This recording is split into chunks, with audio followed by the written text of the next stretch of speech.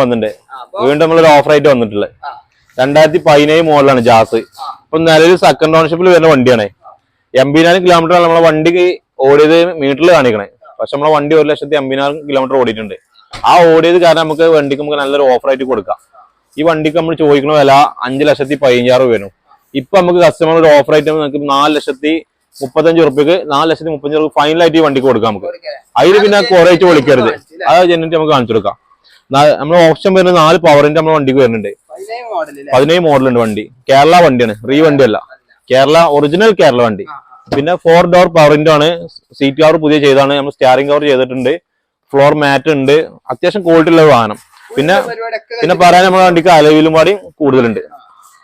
വാ നമ്മൾ ഫസ്റ്റ് തന്നെ ഒരു 4,35,000 നമ്മൾ ഫൈനലായിട്ട് ഈ വണ്ടി കൊടുക്കും.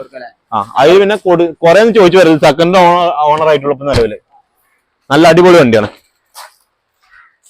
ആ വണ്ടിയുടെ അലവ് കാണിച്ചെടുക്കുക. നല്ല ഭംഗിയുള്ള അലവയാണ്.